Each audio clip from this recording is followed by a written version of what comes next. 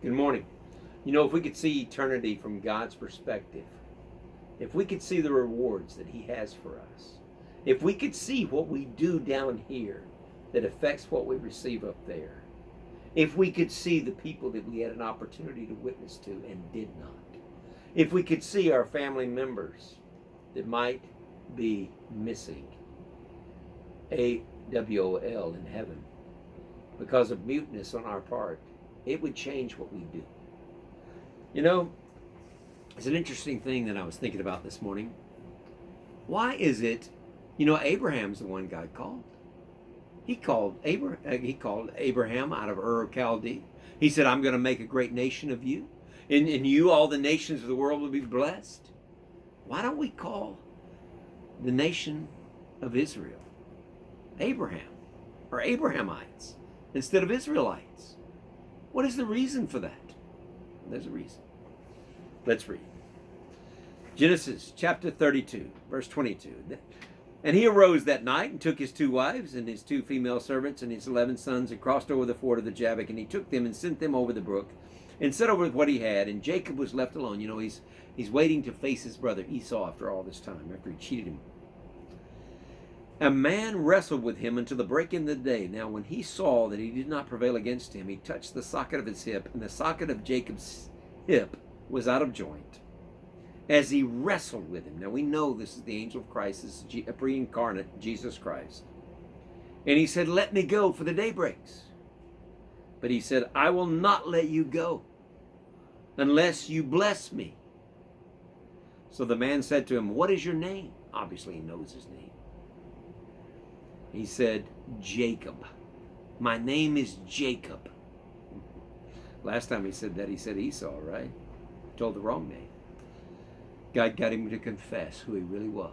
He said, I'm just a trickster. I'm who I am. In his honesty, he wrestled with God in transparency for what he wanted from God. And when God asked him his name, he gave the truth.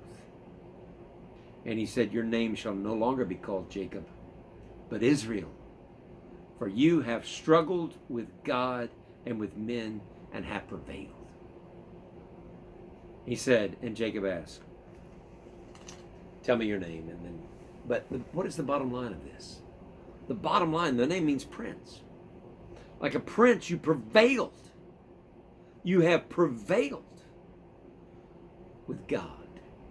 And from that day forward, Israel looks back, all the people of Abraham, and they call themselves Israelites. Now that hit me this morning like a hammer. I thought, wow, I've never seen that before.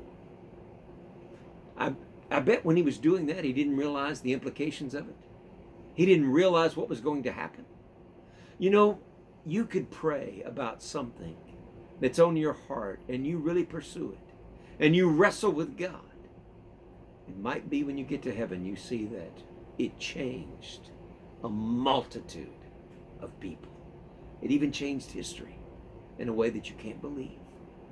Staying with it. Praying with God about the burden of your heart. What is it in you that yearns yet for God to do? What are you waiting on? What is it that grieves your heart and you want this person to come to Christ?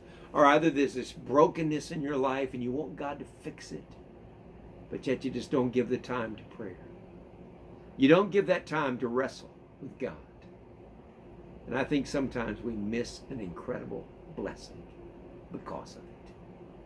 Wrestle with God until the answer comes.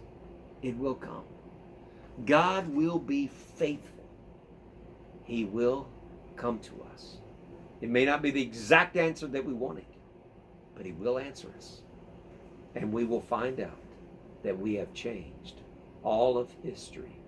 And we won't even know the far-reaching implication until we see Him in glory. God bless you. Have a great day.